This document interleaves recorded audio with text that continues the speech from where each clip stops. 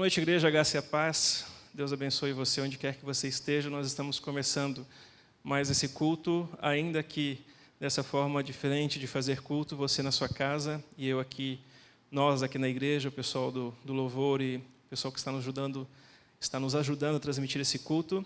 Mas eu quero que Deus, eu peço que Deus continue abençoando a sua vida, onde quer que você esteja. E eu sou grato porque você está conosco, compartilhando desse momento de comunhão, vendo essa live, vendo esse vídeo. E eu oro a Deus para que seja um momento especial para a sua vida. O motivo de nós estarmos reunidos é para adorar ao Senhor Deus, para agradecer por todas as dádivas que Ele tem dado para todos nós. E eu creio que no seu coração você tem esse intuito. Eu gostaria que você fizesse essa oração comigo, em gratidão a Deus, pedindo que Ele continue nos abençoando, nos ajudando, falando conosco através da palavra e também recebendo a nossa adoração. É para isso que nós estamos reunidos. Peço que você baixe a sua cabeça, nós vamos orar. Pai Santo, nós somos gratos a Ti, Deus, pelo Teu amor e pela Tua graça. Obrigado, Pai, porque nós podemos nos reunir, porque nós temos como nos reunir ainda, mesmo em momentos difíceis, esse momento difícil que estamos passando agora, e nós temos essa alegria de poder estar com os nossos irmãos em comunhão, de uma forma um pouco diferente, não em contato físico, mas em contato espiritual. Nós pedimos, Pai, que neste momento de culto o Senhor nos abençoe e cada pessoa que está ouvindo essa oração, que vai cantar conosco os louvores, que vai ouvir a mensagem, Pai, possa ser tocada pelo Teu Santo Espírito, para que possa perceber qual é a Tua boa e graciosa vontade para cada vida. Que os nossos irmãos que estão em casa possam parar agora nesse momento do que estão fazendo e possam separar um tempo especial, não para assistir um vídeo no YouTube, mas para compartilhar do momento de culto ao Senhor com o coração voltado a isso. Que o Senhor possa receber o nosso louvor, o Senhor possa receber a nossa adoração, porque esse é o nosso objetivo aqui reunidos hoje. Vamos cantar louvores a Ti e queremos ouvir também o Senhor falar conosco.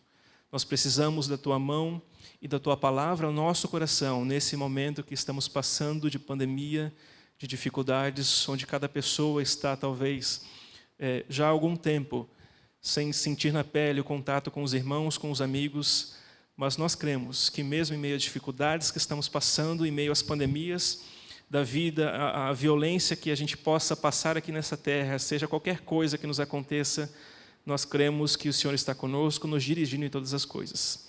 Recebe a nossa adoração, fala conosco, em nome do Senhor Jesus Cristo. Amém. Você vai ver agora alguns recados nossos, talvez não alguém falando, mas só para você lembrar com relação às contribuições e também os contatos, os nossos contatos aqui na igreja, o meu contato, o contato do pastor Jean, contato da secretaria também. Se você precisar conversar com a Ellen, ela atende de terça a sexta-feira, no período da manhã aqui na secretaria. E você, através desses contatos, pode conversar conosco, trazer alguma solicitação, enfim, no que você estiver precisando. Nós estamos aqui para te ajudar na medida do possível. Se você está passando por algum tipo de dificuldade, algum tipo de necessidade, nós gostaríamos que você entrasse em contato conosco também. Nós, como igreja, estamos aqui para esse tipo de momento que estamos passando agora, e nós queremos tratar da sua vida, cuidar da sua vida da melhor maneira possível. Eu peço que você não padeça necessidade, não passe por dificuldades quieto na sua, mas entre em contato conosco para que a gente possa conversar, orar pela sua vida e, na medida do possível, também entregar para você um mantimento naquilo que for possível.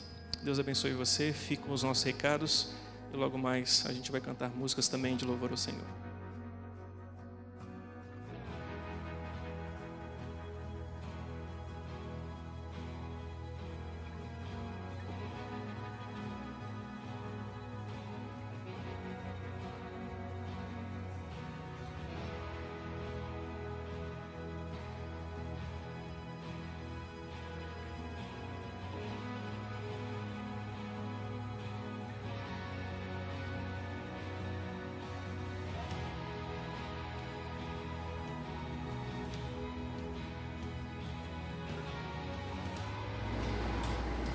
Pai Santo, nós somos graças de Deus. Nós te agradecemos pela oportunidade de poder louvar o Teu nome.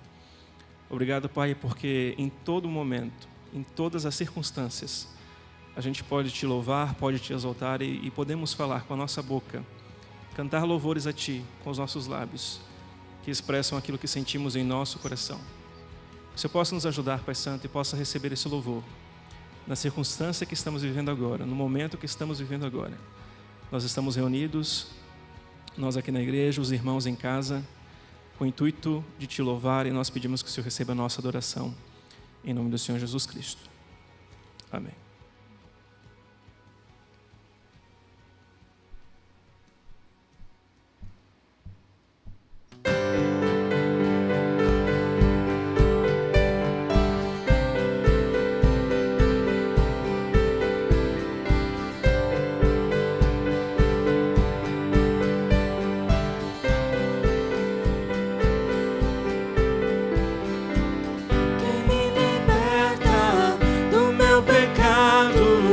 Seu amor é maravilhoso, o Rei da Glória, Ele é o Rei dos Reis.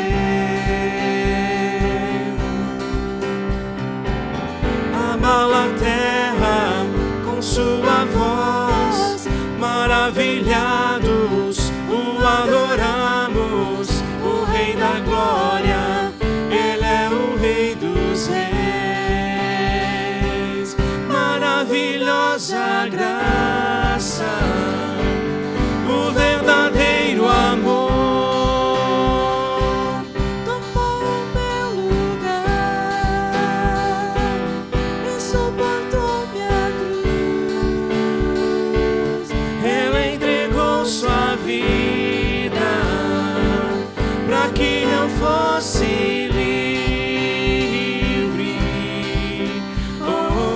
Jesus, eu canto pelo que fez por mim.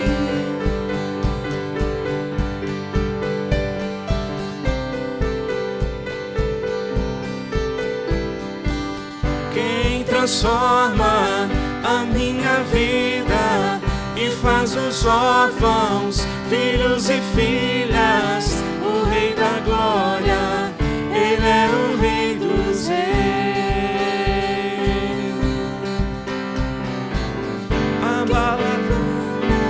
Sobre as nações, e como o sol brilha em majestade, o Rei da Glória, Ele é o Rei dos Reis. Maravilhosa graça, o verdadeiro amor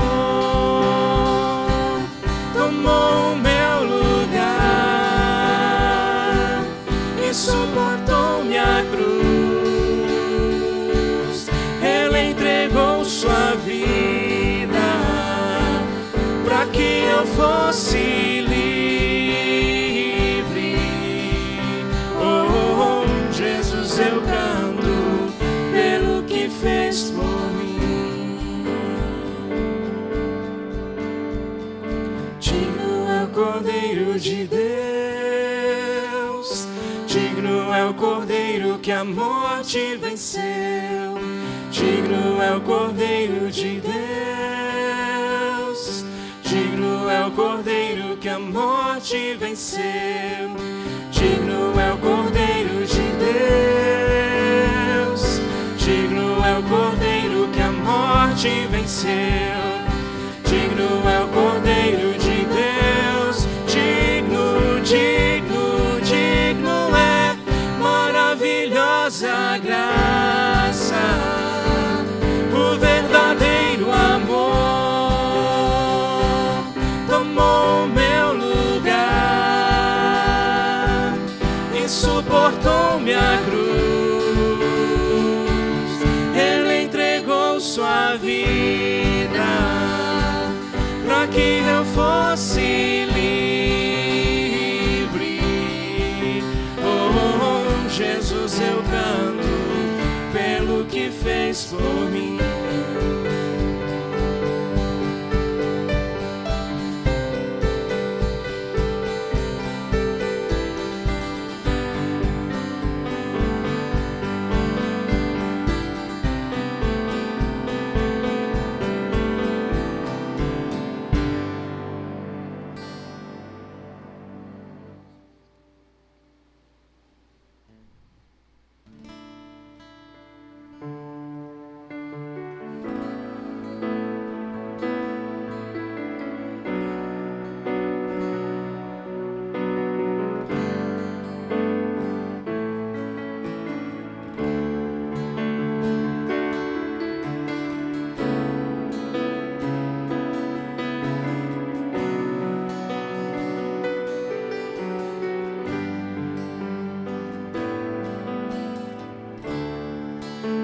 coração era fechado, destino um dia ensolarado.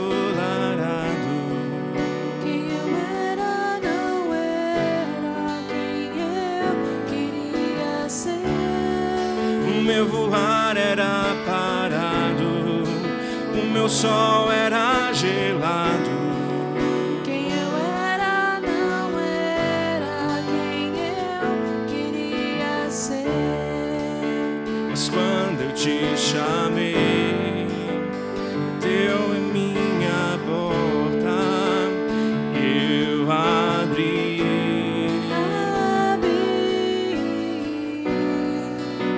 Antes eu era só, agora não sou mais. Te convidei para ficar.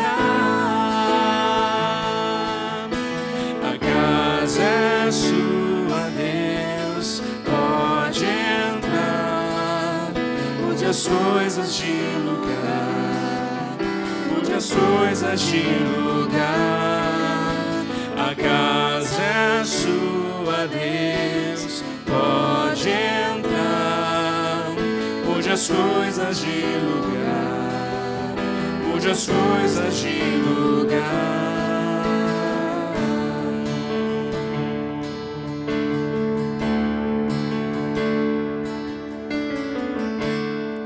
Meu coração era fechado, destino um dia ensolarado.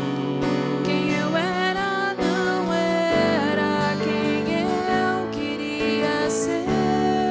O meu voar era parado, o meu sol era gelado. Quem eu era não era quem eu queria ser. Mas quando eu te chamei, bateu em minha porta e eu abri.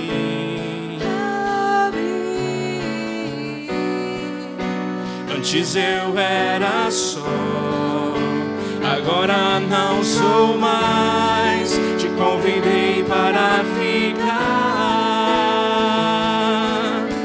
A casa é sua, Deus, pode entrar. Mude as coisas de lugar, mude as coisas de lugar. A casa é sua, Deus, pode entrar. Mude as coisas de lugar, mude as coisas de lugar. Usa minha boca pra falar, os meus olhos para amar. Faz a minha vida o teu lar. Usa minha boca pra falar, os meus olhos para amar. Faz a minha vida o teu lar. A casa é sua, Deus, pode entrar. Mude as coisas de lugar, mude as coisas de lugar. A casa é sua, Deus, pode entrar. Mude as coisas de lugar, mude as coisas de lugar.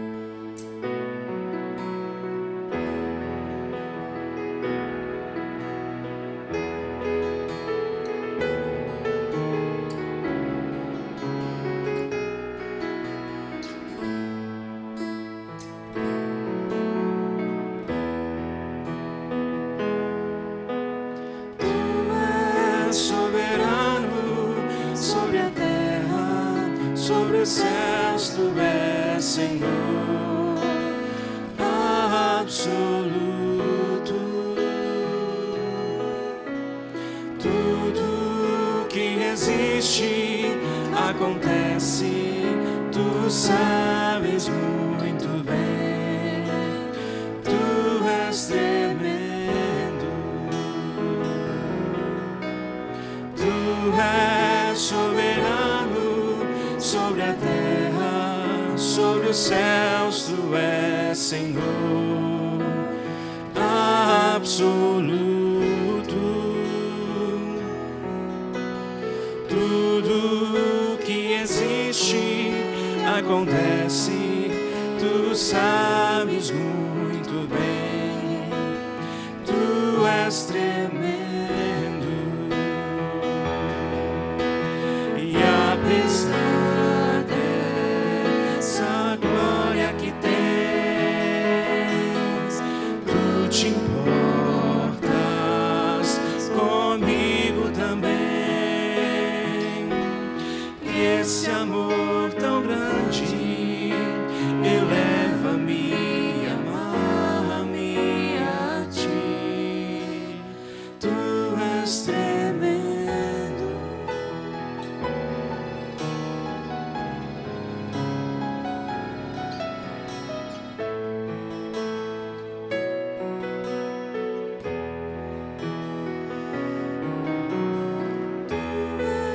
Soberano sobre a terra, sobre os céus, tu és Senhor absoluto. Tudo que existe acontece, tu sabes muito bem. Tu és tremendo.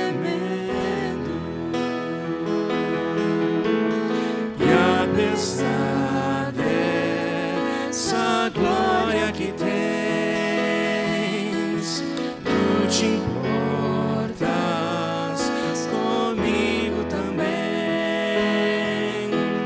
E esse amor tão grande eleva-me, amar-me a ti.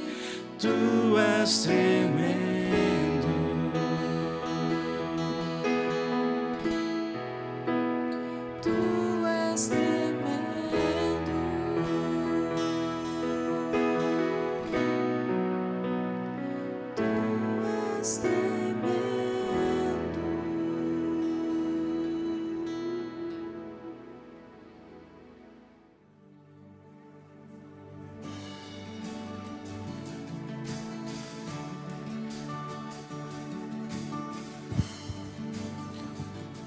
Ok, você já louvou o Senhor conosco, você já orou a Ele, e nós queremos ter um momento agora especial, que é o momento da palavra. E eu peço que você abra a palavra do Senhor, a sua Bíblia, em Gênesis, capítulo de número 3, o verso 1 até o último verso desse capítulo. Gênesis, capítulo de número 3, o verso 1 até o último verso desse capítulo. Diz assim: a serpente era o mais astuto de todos os animais selvagens que o Senhor Deus havia criado. Certa vez, ela perguntou à mulher: Deus realmente disse que vocês não devem comer do fruto de nenhuma das árvores do jardim? Podemos comer do fruto das árvores do jardim, respondeu a mulher. É só do fruto da árvore que está no meio do jardim que não podemos comer. Deus disse: não comam, nem sequer toquem no fruto daquela árvore. Se o fizerem, certamente morrerão. É claro que vocês não morrerão, a serpente respondeu à mulher. Deus sabe que no momento em que comerem do fruto, seus olhos se abrirão e, como Deus, conhecerão o bem e o mal.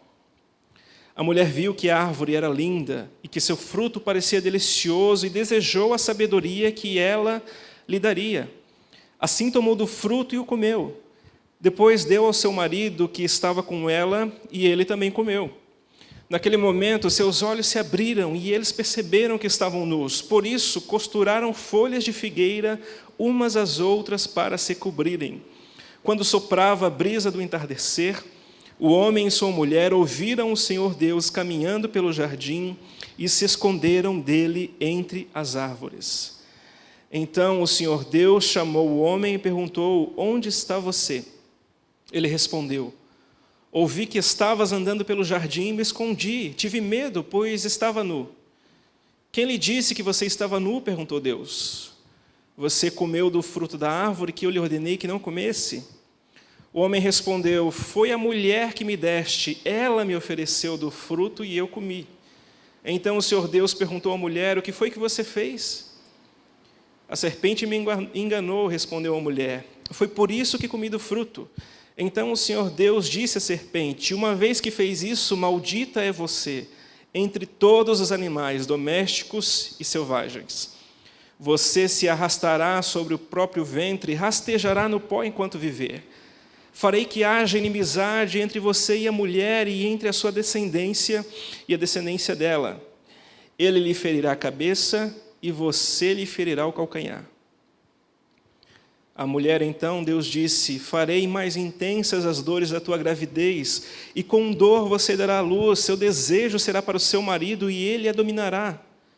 E, finalmente, ao homem ele disse: uma vez que você deu ouvidos à sua mulher e comeu da árvore do fruto cujo eu ordenei que não comesse, maldita é a terra por tua causa.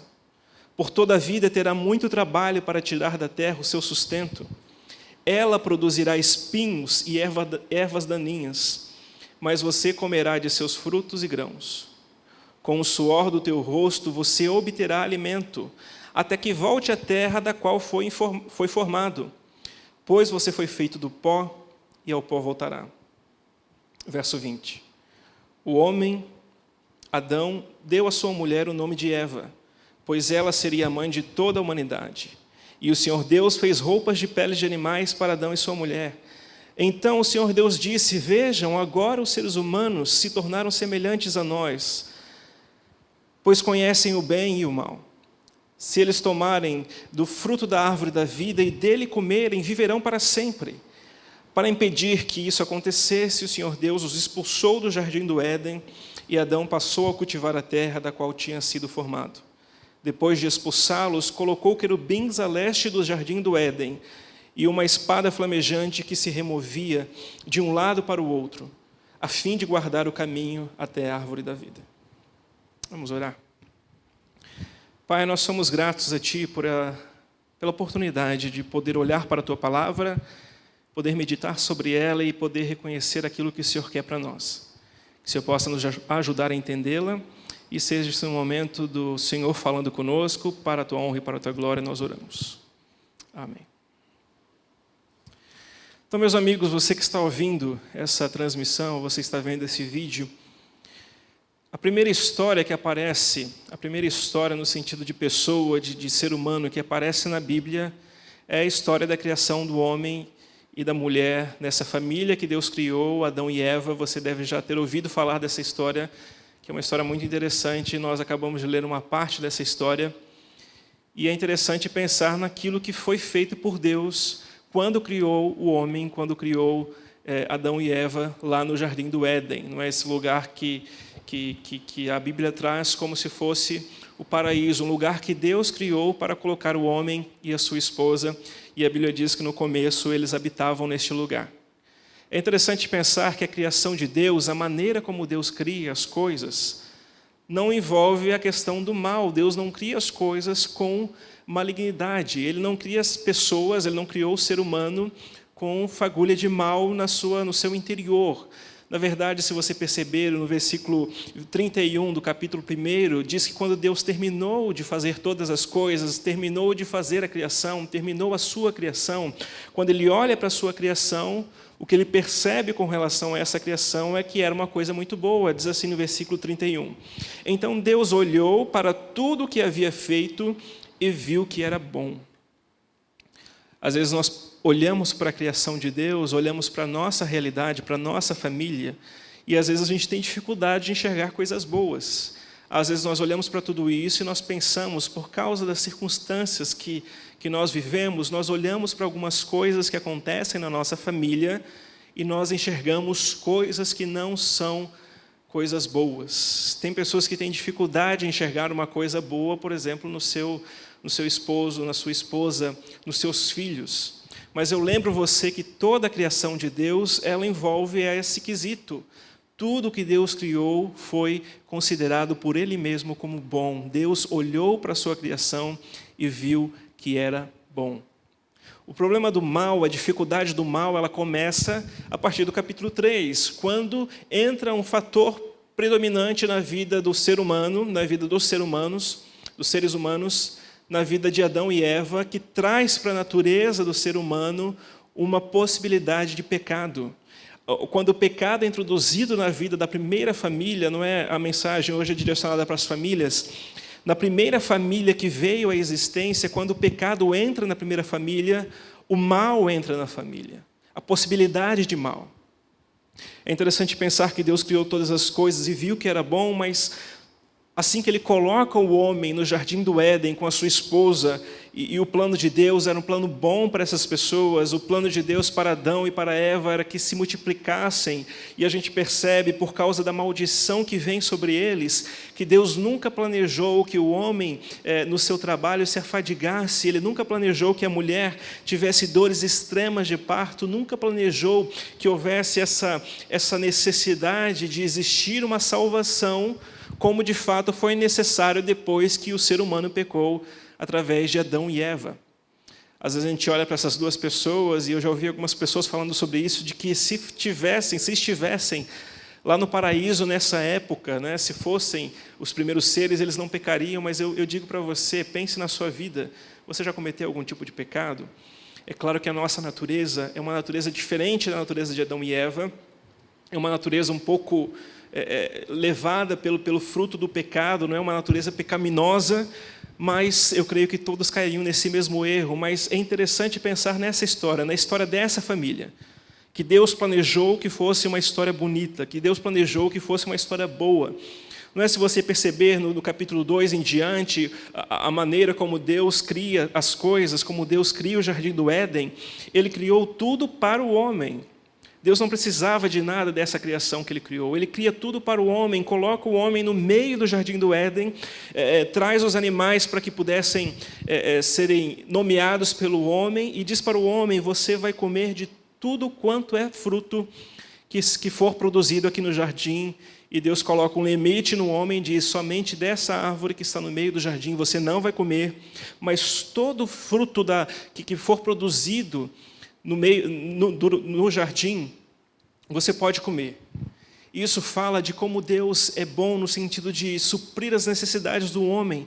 Deus planejou que o homem trabalhasse, mas Ele sempre traz a ideia de que Ele seria a pessoa que iria suprir as necessidades do homem. Se você perceber no texto, Deus não disse que o homem deveria plantar árvores no jardim. As árvores já estavam plantadas no jardim inteiro. Já havia suprimento para o homem passar, para o homem sobreviver. Deus tinha suprido as necessidades do homem. Mas o fato é que o homem pecou, e por causa desse pecado, veio condenação para as pessoas, para toda a raça humana. E é interessante pensar, é engraçado até pensar como foi feito isso. Não imagine você a serpente, aqui claro a personificação de Satanás, se apresenta diante da mulher, se apresenta diante do homem e os leva a pecar. E é interessante pensar como que aconteceu esse fato. Se você perceber no texto, os capítulos anteriores, é Deus que fala para o homem, olha, você não pode comer dessa árvore. Mas quando a serpente chega para conversar com a mulher, essa informação havia sido passada pelo próprio homem. Provavelmente o próprio homem tinha dito, olha, você não pode comer dessa árvore que Deus falou que a gente não deveria comer. Mas a informação que a Eva passa para essa serpente era diferente daquela informação primária que Deus havia passado para o homem. Deus disse para o homem, você não pode comer dessa árvore que está no meio do jardim. Mas Eva já disse para a serpente, a gente não pode comer, nem sequer tocar nessa árvore. E é interessante pensar, quando nós estamos no nosso seio de família, quando nós estamos no nosso convívio familiar, a dificuldade que é quando a palavra do Senhor é distorcida. quando nós não temos o entendimento do que é a vontade de Deus para nós, quando nós vivemos a nossa vida sem levar em consideração o que Deus quer para a nossa própria vida.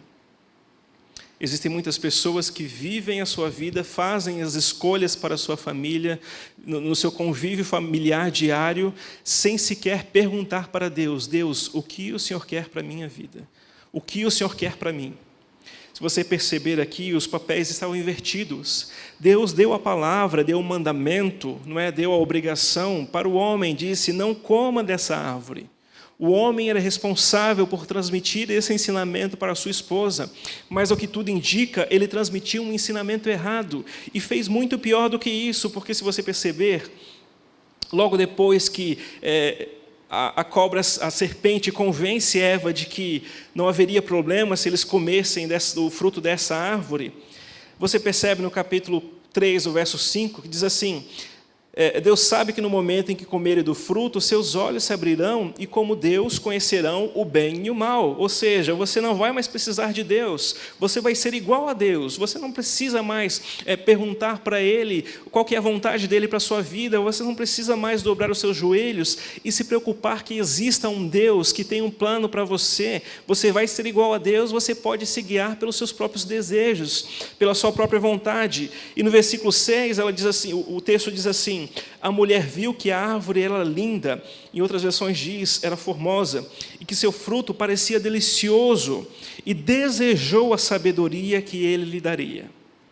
Essa sabedoria aqui é a sabedoria de viver sem a vontade de Deus sobre a nossa vida, sem perguntar para Deus o que Ele quer para o nosso viver. Eu não sei se você já meditou sobre isso, se você já pensou sobre a sua existência, não é? Provavelmente sim, a maioria de nós já fizemos isso no passado e na nossa juventude. Mas se você já pensou sobre isso, qual a resposta para essa pergunta? Por que você existe? Esse texto vai dizer que nós existimos porque Deus decidiu nos criar. E Ele tinha um propósito para nós. E esse propósito envolvia a nossa família, envolvia a sua esposa, envolvia o seu marido, envolvia os seus filhos, envolvia toda essa coisa gostosa que nós encontramos na família. E o motivo de Deus fazer tudo isso era para a glória dEle. E o objetivo que Ele tinha para nós era um objetivo bom. Ele desejou que a nossa família, que a sua família, que a minha família vivesse de forma boa no mundo. Nós entendemos que quando as coisas ruins acontecem conosco, quando a doença chega na nossa vida, quando a violência chega na nossa vida, quando nós temos problemas de relacionamento com os nossos familiares, com o seu esposo, com a sua esposa, quando você tem dificuldade com os seus filhos, saiba que Deus não planejou isso para você. O objetivo que Deus tinha para você era que você vivesse na presença dEle, não como um robô que não pode tomar decisões, mas que as suas decisões fossem pautadas na vontade de Deus para a sua vida, porque Ele age como um Pai maravilhoso.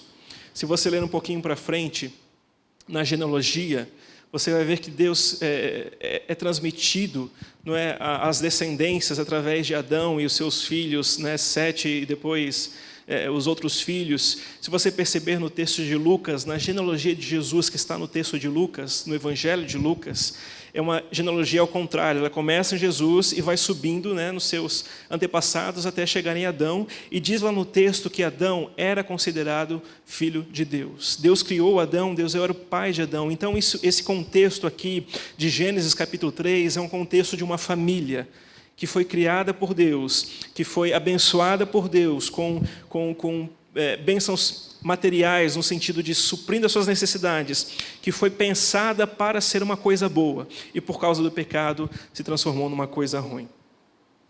E no versículo 6 diz isso: a mulher desejou a sabedoria que lhe daria, uma sabedoria de viver longe da vontade de Deus, de viver sem a necessidade de perguntar para Deus: e aí, Deus, o que o Senhor quer para a minha vida?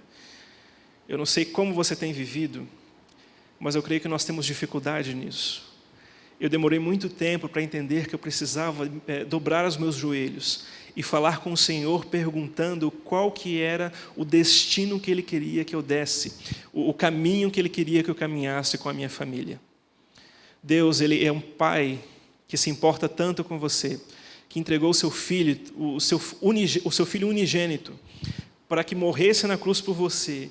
Você percebe o amor que Ele sente por todos nós e o desejo que Ele tem para a sua vida, para a sua família, é que você viva bem. O desejo que Ele tem para você é que você não viva em um sofrimento eterno. Ele deseja o melhor para a sua vida. Mas é verdade que eles pecaram, eles desejaram ter esse conhecimento afastados de Deus. E no versículo 7 diz que naquele momento os seus olhos se abriram, porque a mulher, no versículo 6, na parte B, diz que a mulher assim tomou o fruto e comeu, e deu também ao seu marido. E você vê aqui os papéis sendo invertidos. O marido que deveria ensiná-la, que deveria dizer, olha, Deus disse tal e tal, ele aceita isso. E a primeira coisa que acontece nesse momento, quando o pecado entra na vida dessa família, na verdade eles vinham de uma vida boa para com Deus. Se você abrir no capítulo 2 e você ler o capítulo 2, você vai ver que todos os dias Deus vinha até eles para conversar face a face com eles. Eles tinham um relacionamento legal com o Senhor, e a primeira coisa que acontece no momento que o pecado entra na vida, nesse relacionamento, é eles perderem esse tipo de relacionamento com Deus. É a primeira coisa que acontece. Eles ficaram em culpa, ficaram em vergonha. Se você ver no texto, diz que assim que eles enxergaram, que eles perceberam que estavam nus, não é? Estavam numa total inocência, vivendo em inocência, sem mal nenhum. E assim que perceberam que estavam nus, os seus olhos se abriram, e eles perceberam a possibilidade de fazer o mal. Eles entraram nessa coisa de culpa e nessa coisa de vergonha. No versículo 9 diz assim, então o Senhor Deus chamou o homem e perguntou, onde você está? Porque eles ouviram o Senhor chegando. No versículo 8 diz que eles ouviram o Senhor Deus caminhando pelo jardim. E é interessante pensar nisso, porque eles estavam acostumados com a presença do Senhor. Deus habitava no meio deles no final do dia, na viração do dia, como diz o texto. Deus aparecia para eles no jardim, conversava com eles, tinha relacionamento com eles. E depois que o pecado entrou na vida deles, eles perceberam que Deus estava chegando. E diz o texto no versículo 10 que eles tiveram medo de Deus. Uma das coisas que o pecado faz conosco, meus irmãos, meus amigos, ele nos tira essa alegria de pensar em Deus. Eu não sei qual que é o seu relacionamento com Deus, mas as pessoas que vivem nessa dinâmica de pecado, por causa desse primeiro pecado de Adão e Eva, que vivem no mundo, essas pessoas olham para Deus e pensam em Deus como um juiz que está pronto para julgá-los, para mandá-los para o inferno. E a palavra diz que não é assim. O relacionamento que Deus pretendia ter com eles, o relacionamento que Deus tinha com eles, não era esse tipo de relacionamento. Era um relacionamento baseado nas coisas boas. Deus viu que a sua criação era boa, Deus viu que você era bom. Mas aí aconteceu esse pecado, e veio essa culpa, essa vergonha, né, de Adão e Eva, e eles perderam essa comunhão que tinham com Deus. E Deus conversa com eles dizendo, o que foi que vocês fizeram? O que aconteceu com vocês? Nós estávamos em comunhão, nós estávamos uns com os outros aqui, em comunhão bonita, em comunhão graciosa, e de repente vocês se escondem na minha presença. O que está acontecendo? Deus fala com eles, e aí começa esse jogo de deixar a responsabilidade de lado. Deus pergunta para Adão o que aconteceu, porque Adão era o cabeça do lar, e Adão diz, olha, foi essa mulher que o Senhor me deu. E ele pergunta para a mulher, o que aconteceu? E ela diz, a serpente me enganou. E a serpente não tinha por onde correr, levou na cabeça. O sentido dessa passagem, meus irmãos, o sentido que eu quero passar para você nessa noite, é que tudo que Deus criou, tudo que Deus planejou fazer, foram coisas boas. Deus planejou a sua vida, Deus conhece você no mais profundo do seu ser, Deus sabe, claro, das suas dificuldades, Deus sabe dos seus pecados, e essa relação de distanciamento entre você e Deus, essa relação de dificuldade que às vezes nós temos na nossa família, não é? Às vezes nós brigamos com os nossos cônjuges, você com seu marido, você com a sua esposa, nós temos essas dificuldades, mas Deus não planejou que fosse assim. O planejamento que Deus fez foi quebrado, de certa forma, por causa do pecado. Quando o pecado habita na vida das pessoas, quando o pecado está direcionando a vida das pessoas, é esse o resultado que nós encontramos. Culpa, vergonha, medo. afastamento de Deus. Mais para frente, logo depois de Deus falar algumas coisas que aconteceriam com Adão e Eva, ele diz mais para frente que eles não deveriam mais habitar nesse jardim. Ele os expulsa desse jardim, porque Deus não coabita com o pecado. Ele expulsa o homem e a mulher do jardim e ele diz: olha, a partir de hoje, tudo que eu criei de bom para vocês, de facilidade para vocês, isso cai por terra. Agora vocês vão ter dificuldades porque vocês preferiram ter uma vida além da minha influência em vocês. Vocês preferiram ter uma sabedoria humana, conhecendo o bem e o mal, em vez de acreditarem na minha palavra.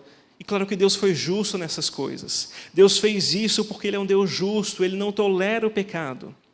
Mas você percebe que Deus continua sendo um Deus bom porque Ele traz uma porta de escape. Se você perceber aqui no texto, no capítulo 3, no verso 15, diz assim: farei que haja inimizade. Deus está falando com a serpente, Ele diz: farei que haja inimizade entre você e a mulher, e entre a sua descendência e o descendente dela. Ele lhe ferirá a cabeça e você lhe ferirá o calcanhar. Isso aqui Deus, na verdade, está falando, e a gente vai entender isso pelo texto de Romanos. Deus está falando de Jesus Cristo. Ele está dizendo, está profetizando para Satanás, está dizendo: olha, eu colocarei inimizade entre o descendente da mulher e a sua prole. E eu farei com que você lhe fira a cabeça. Perdão, ele lhe ferirá a cabeça e você lhe ferirá o calcanhar, dizendo da morte que Jesus haveria de morrer. Então você percebe que mesmo nesse texto, mesmo nesse momento de distanciamento entre Deus, Adão e Eva, entre a família que Deus planejou que fosse boa, mesmo nesse momento de dificuldade, Deus ainda planeja uma porta de escape. Se você perceber no texto, diz que Deus, assim que acontecem essas coisas, Deus faz uma roupa para Adão e Eva, para que eles pudessem se esconder da sua nudez, da sua vergonha. E se você perceber, o material que Deus usa para fazer essa roupa é de uma pele de um animal. Isso quer dizer que Deus precisou, nós entendemos dessa forma, Deus precisou matar um animal para que você e eu pudéssemos nos vestir, não é? No sentido de que Ele precisou matar um animal, sacrificar um animal por causa do nosso pecado. Se você continuar nesse texto de Gênesis, você vai perceber que logo depois, o filho de Adão e Eva começa a sacrificar animais para adorar a Deus. E esse sacrifício continua por todo o Velho Testamento, e a gente vai aprender no livro de Êxodo que esse sacrifício, na verdade, significa um livramento de Deus para nós. E aí nós chegamos no Novo Testamento e nós percebemos que o sacrifício primordial que haveria de ser feito, o mais necessário, que supriu toda a necessidade dos sacrifícios, foi feito quando Jesus morreu na cruz. Então a história da criação do primeiro homem, da primeira mulher, dessa primeira família, é uma história boa, que envolve Deus vendo que as coisas eram boas. E o pecado entrou nessa história e fez com que acontecesse o que talvez esteja acontecendo na sua vida. Medo, vergonha, culpa, dor, dificuldades no seio da família. Mas existe uma esperança, existe uma porta de escape. E essa porta de escape se chama Jesus. Na verdade, nós entendemos que a restauração que Jesus tem para nós, quando nós aceitamos o sacrifício dele na cruz, entendendo que nós herdamos essa mesma culpa, esse mesmo pecado que Adão e Eva cometeram lá no Jardim do Éden, quando nós aceitamos esse sacrifício de Jesus, nós somos restaurados nesse relacionamento familiar que Deus planejou desde o começo. Existem dois aspectos que eu quero conversar com você, que eu quero aplicar essa meditação na sua vida. O primeiro aspecto é o aspecto individual. Eu não sei se você já aceitou a Cristo como seu Salvador, mas aceitar a Cristo significa isso. Significa reconhecer a necessidade de uma salvação. Se você pensar na sua vida, você vai encontrar momentos de dificuldade, momentos de pecado, coisas na sua vida que você não gosta, que estão lá, mas que você não gostaria que não estivessem lá. Pecados, dificuldades, problemas no seu seio familiar. Existe uma resposta para tudo isso, e essa resposta é Jesus. Se você já aceitou Jesus como seu Salvador, eu gostaria que você enxergasse que a sua família é uma família planejada por Deus. Se você está passando por dificuldades, é porque você ainda não enxergou, se você ainda não enxergou aquilo que você precisa enxergar, que a família que você tem, que os amigos que você tem, que os irmãos, que os filhos, que o marido, que a esposa que você tem, eles fazem parte do plano de Deus para a sua vida. Qualquer dificuldade que está sendo apresentada, ela pode cair por terra se você começar a andar naquilo que Adão e Eva deixaram. Se você perceber no texto, como eu estava comentando, eles deixaram a vontade de Deus de lado para poderem decidir por si mesmos. Eles desejaram ter esse conhecimento maravilhoso, que é o conhecimento do bem e do mal na visão deles. Eles quiseram ter esse conhecimento, desejaram ter esse conhecimento, ao invés de depender totalmente de Deus. Na verdade, a salvação, meus irmãos, tanto individualmente como para a família, tem a ver com isso. Tem a ver com você voltar para a dependência de Deus. E aqui eu não estou falando de igreja, eu não estou falando de denominações, eu não estou te convidando a fazer parte da nossa igreja, da nossa denominação. Se você sentir o coração de fazer isso, glória a Deus, Deus abençoe você, nós estamos aqui para te ajudar. Mas o meu convite para você hoje é que você reconheça a necessidade de voltar a andar, a necessidade de andar segundo a vontade de Deus para a sua vida. O planejamento que Deus fez para as famílias, o planejamento que Deus fez para a sua vida, é que você dependesse dEle. Não que Ele precise de você, não que Ele queira ser um ditador na sua vida, mas o relacionamento de família é esse relacionamento que Ele quer ter com você. Se as coisas estão difíceis, se você tem enxergado coisas ruins na sua vida, na sua família, eu te convido agora a fazer essa oração. Primeiro, uma oração para aqueles que ainda não aceitaram a Cristo como seu Salvador, entregando a sua vida. E depois uma oração por aqueles que já aceitaram a Cristo, dizendo, eu preciso mudar a relação que eu tenho com a minha casa, com a minha família, porque minha casa e a minha família precisam andar nos caminhos do Senhor de forma plena. E eu estou falando no sentido de que você, como família, precisa perguntar para o Senhor qual é a vontade dEle para você, qual o direcionamento que Ele quer que você tenha, que você dê para a sua casa. Vamos orar. Pai Santo, nós somos gratos a Ti, Deus, pelo Teu amor e pela Tua graça. Pai, nós reconhecemos que o Senhor nos criou em total bondade. Nós reconhecemos que o Senhor nos criou de forma especial para ser a Tua família. Nós nos lembramos de alguns textos, Pai. Nós lembramos de João, capítulo 1, que diz que assim que nós aceitamos o Senhor como nosso Salvador, o Senhor nos dá o direito de nos tornarmos filhos Teus. Nos abençoa, Pai, para que a gente possa entender essa verdade. E nós queremos agora fazer essa oração especial, essa oração de entrega, dizendo, toma a minha vida, toma o meu ser. Aquilo que Adão e Eva perderam no jardim do Éden, eu quero ter na minha vida, que é a total dependência do Senhor. Tira do meu coração tudo aquilo que não presta e me ensina a andar nos Teus caminhos, porque eu preciso da Tua salvação. O Senhor possa nos ajudar nessa vontade eterna que o Senhor tem para nós, em nome do Senhor Jesus Cristo. E nós oramos também, Pai, por aqueles que já aceitaram o Teu nome como seu Salvador, que estão em dificuldades na sua casa, na sua família, que talvez estejam se identificando com a história de Adão e Eva, talvez estejam se identificando com esse caos que caiu abruptamente sobre a vida deles. Talvez eles estão percebendo que a casa deles está andando por um caminho que não é o caminho que o Senhor deseja para a vida deles. Talvez eles tenham percebido, Pai Santo, que o mal tem se apoderado dos relacionamentos familiares e querem libertação. E nós pedimos, Pai, que o Senhor entre com providência na vida de cada um.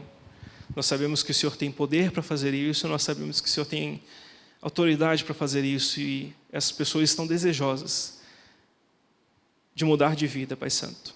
Que o Senhor possa ajudá-los nesse intuito, que o Senhor possa continuar recebendo a nossa oração, Pai, e nós somos gratos por essa palavra. Que a gente possa olhar para ela todos os dias e possamos lembrar, meditar sobre ela todos os dias e possamos lembrar que a vida que o Senhor tem para nós, como indivíduos e como famílias, é uma vida de coisas boas. Nos ajuda em nome do Senhor Jesus Cristo. Amém. Deus abençoe você. Nós queremos passar para a parte da ceia. Eu pedi que você preparasse o seu pão e o seu suco de uva. Eu vou dar uns minutinhos para que você possa pegá-los. E nós queremos celebrar a ceia em forma um pouco diferente hoje, mas em comunhão da mesma forma. Deus abençoe você.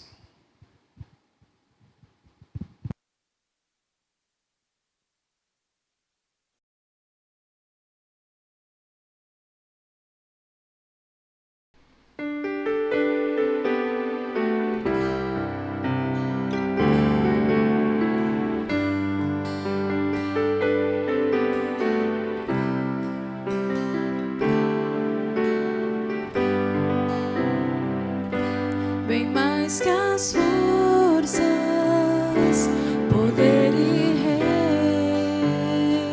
reis, que a natureza e tudo que se fez, bem mais que tudo, guiado por tuas mãos, Deus, tu és o início, o meio e fim. Bem mais que os mares, bem mais que o sol, e as maravilhas que o mundo conheceu, e as riquezas, tesouros dessa terra, incomparável és pra mim.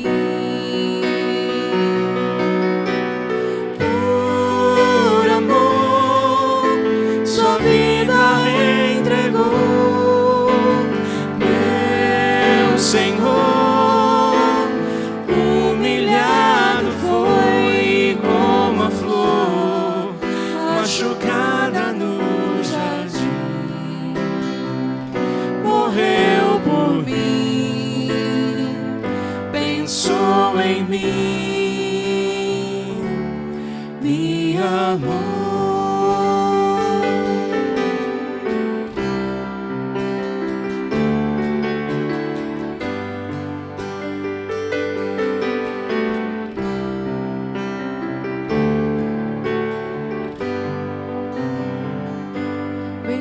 Que as forças, poder e reis, que a natureza e tudo que se fez, bem mais que tudo, guiado por tuas mãos, Deus, tu és o início, o meio e fim. Bem mais que os mares, bem mais que o sol, e as maravilhas que o mundo conheceu, e as riquezas, tesouros dessa terra, incomparável és pra mim.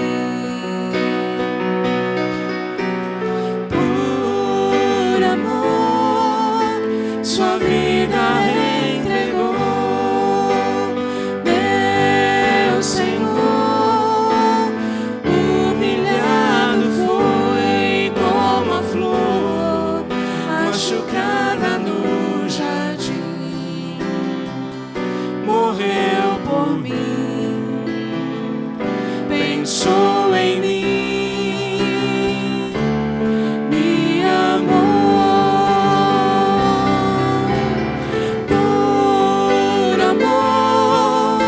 Sua vida entregou, meu Senhor, humilhado foi como a flor machucada no jardim, morreu por mim, pensou em mim, me amou como a flor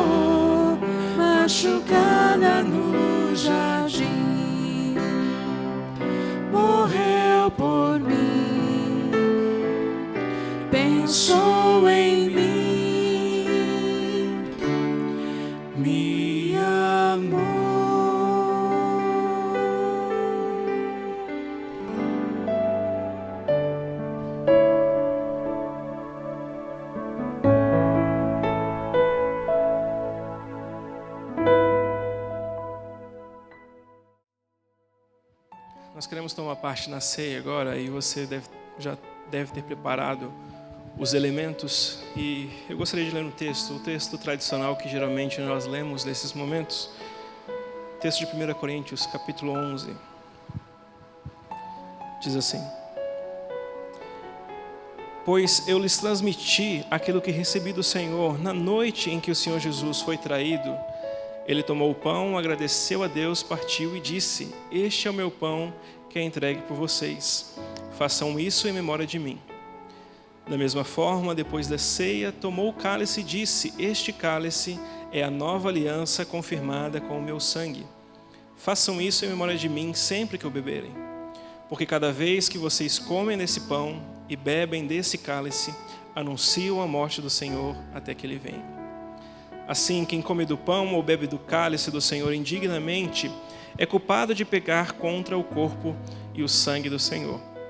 Portanto, examinem-se antes de comer do pão e beber do cálice, pois se comem do pão ou bebem do cálice sem honrar o corpo de Cristo, comem e bebem julgamento contra si mesmos.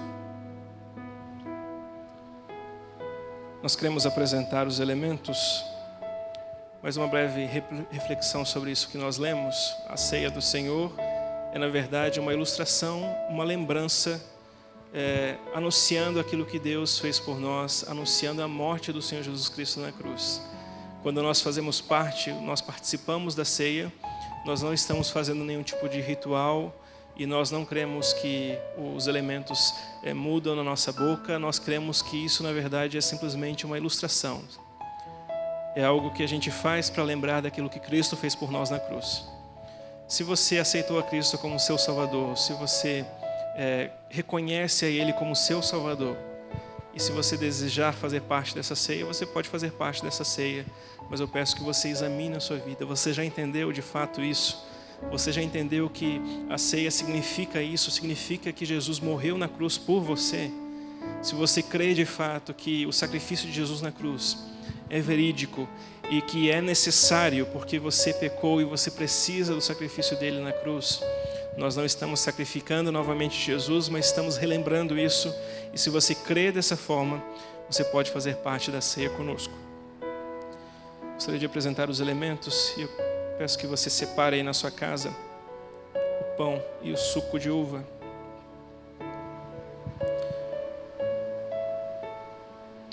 Quero orar pelos elementos, primeiramente pelo pão, dizendo assim: Pai Santo, nós somos gratos a Ti, Deus, porque o Senhor nos amou primeiro, Pai. Nós somos gratos porque o Senhor planejou, mesmo em meio à nossa desobediência, mesmo em meio ao nosso pecado, à nossa rebeldia contra o Senhor. O Senhor planejou que o Senhor Jesus Cristo morresse na cruz. E nós lembramos que a Bíblia diz que isso te agradou, não o sofrimento do Senhor Jesus Cristo, mas o resultado disso tudo. O sofrimento dele na cruz, a sua morte na cruz, a maneira como ele foi chicoteado, a maneira como na carne ele padeceu dor e sofrimento, nos revela que o Senhor muito nos amou.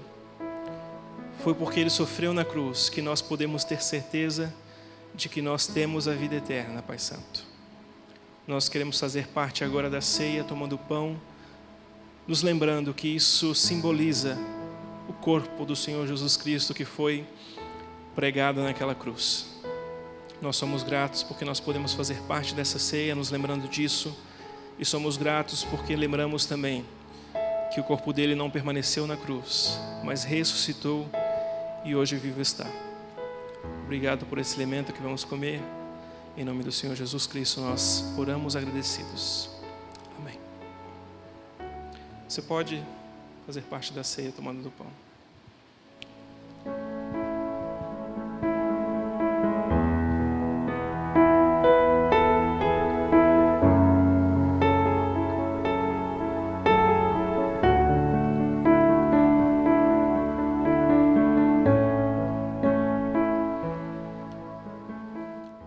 Assim como o Senhor Jesus Cristo foi açoitado e o seu corpo foi pregado na cruz, a Bíblia diz também que ele verteu o seu sangue. E na noite que ele foi traído, ele disse que o suco da uva, ele representaria ele representava, ele simbolizava o sangue vertido pelos pecadores. Se você é um pecador, se você reconhece o seu pecado, se você reconhece que você precisa de salvação, saiba que a salvação foi dada pelo sangue que Jesus verteu na cruz. Vamos orar. Pai Santo, nós te agradecemos também pelo sangue, Pai, pelo suco da uva que representa o sangue de Cristo vertido na cruz.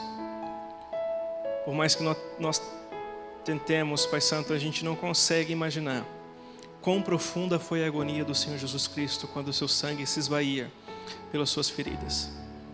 Nós sabemos, Pai Santo, que foi uma dor profunda, mas o nosso intelecto não chega à profundidade total disso. Mas nós somos gratos a Ti, pelo Teu plano eterno, pelo sangue vertido na cruz, que nos possibilita, Pai Santo, sermos santificados também. O sangue que cobre a multidão de pecados que nós temos, de forma que o Senhor nem sequer se lembra, no linguajar que o texto diz, de forma que o Senhor esquece os nossos pecados. Obrigado pelo sangue que cobre a multidão dos nossos pecados, o sangue que nos faz novos em Ti. Obrigado pelo suco da uva que simboliza esse Teu sangue. Obrigado porque nós podemos fazer parte da Tua ceia. Amém. Você pode também tomar o suco da uva.